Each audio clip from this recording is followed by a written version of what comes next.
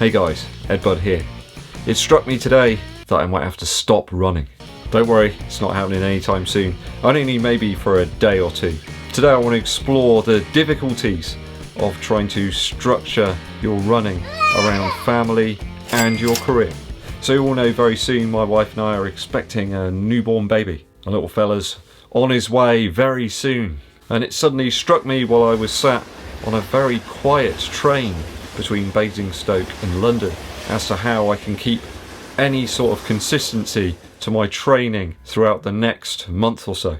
Sleep, rest and peace of mind will all be in relatively short supply, I should imagine. A lot of you viewers have been there, you've been in that position. I've certainly been there 10 years ago when my older daughter appeared. Although I really can't remember a lot around that period at all. So I started to draw up a bit of a plan as to how I can keep those miles rolling in and find a balance between running and being a dad. So when am I going to aim to get out there? That was the first question in my mind. I had a look at some figures for other runners as to when they got out there, what times of day, and apparently 6 AM was the most common time for people to get out there and get their run in for a day. Imagine people squeezing in the running while they're still feeling relatively fresh. Alas, that's not going to happen today. I did wake up at 6 o'clock, but lots of travelling has left me feeling quite jaded already. I'm still going to get out there though. That 100-day run streak is going down.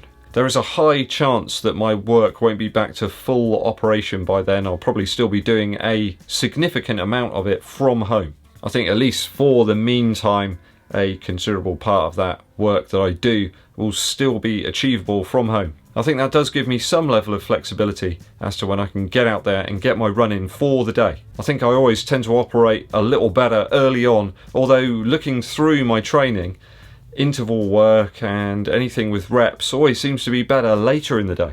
Don't know whether that's a food thing, whether I fueled the body and there's just more there for it to draw on, perhaps. In the morning I just tend to sort of be zoned out and not really with it. I'm rapidly approaching that 100-day run streak, but I think when I do reach that, I will start to incorporate some more conventional training where I've got some rest days specifically planned during each week. I think some rest days will do me some good in the long run, no pun intended, and thus still the faint hope of a half marathon or two later in the year, perhaps in a more rural setting of Somerset or Dorset or Wiltshire. You know, it could happen, possibly.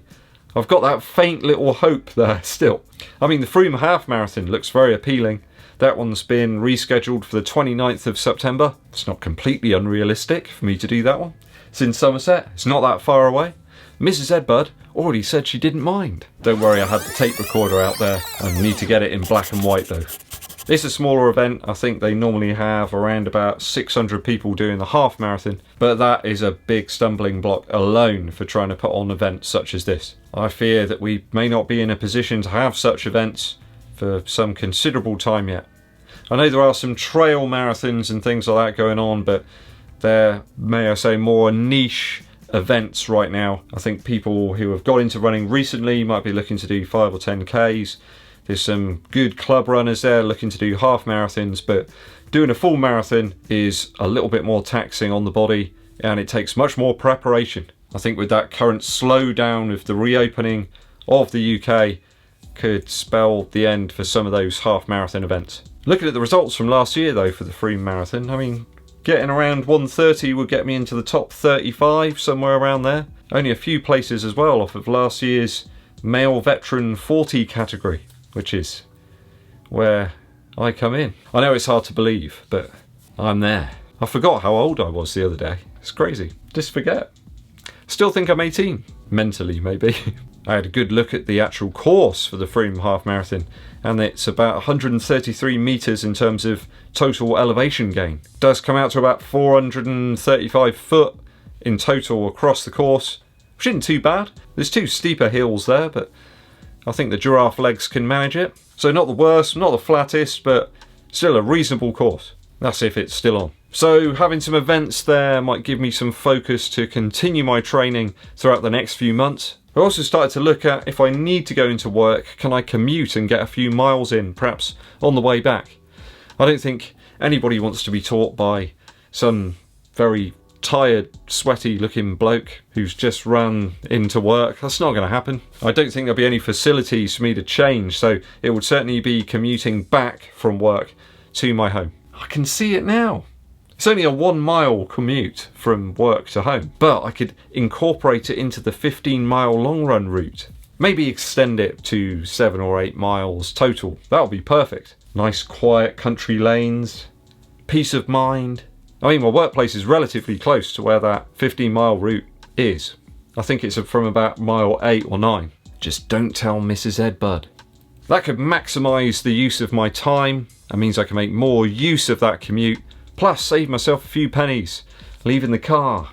Who needs a car? Just expensive bits of metal. Stop you from buying more running shoes. That can't be a good thing. Anything that stops you buying more running shoes is a bad thing. I'd imagine a great number of people out there who are returning to work are considering a run commute to save a few pennies. These are strange economic times right now. As the year does progress though, I can imagine motivation getting tougher and tougher as winter grips the UK. The weather's going to deteriorate, the temps are going to go down, the running tights are going to come out, and all my lovely colourful shoes will be sullied. Cooler temps along with wind and rain, darker nights. They're going to eventually draw in. So how can I keep motivated during that period? A number of us crave those winter races. I really look forward to the Western Supermare Christmas Cracker 10K. It's all on the beach. You know it's going to be dreadful with wind flying at you, sand in your eyes. It's still really fun. Loads of people love those winter races to keep them focused and keep them on target with their training. Will those races be a thing this year though?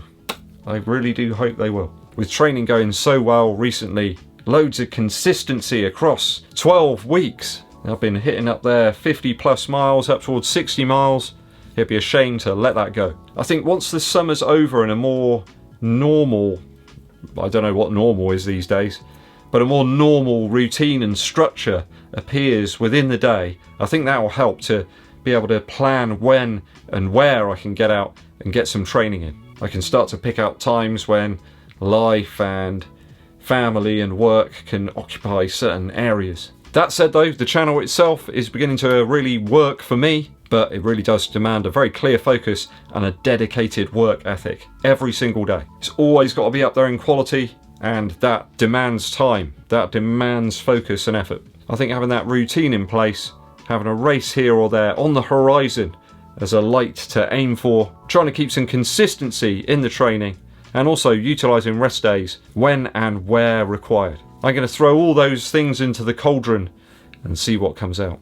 You know I love to get opinion and thoughts from you guys on whatever video subject that I'm doing that day. It'd be great to hear how you guys juggle work and life and your family and all that kind of stuff. How do you do it? What's your method? Have you got some tips, things that work, or stuff that just didn't work for you at all? Let me know in the comments below. Musical interlude time.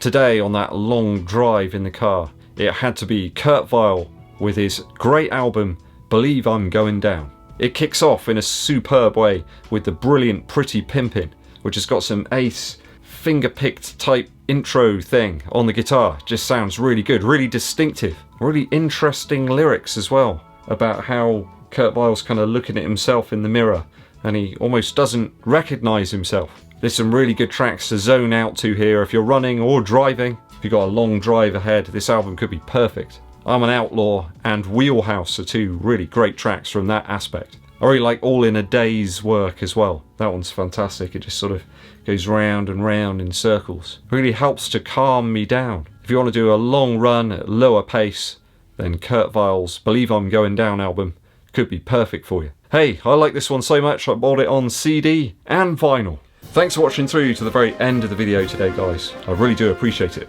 Some really exciting news today about a shoe that's going to come in for review, but I can't tell you any more about it right now. If you haven't done so already, hit that subscribe button and click the bell for notifications of when we launch the new videos. It really does help the channel out immensely if you give this video a thumbs up like and share it with your running buddies. My name's EDDBUD and I'll be seeing you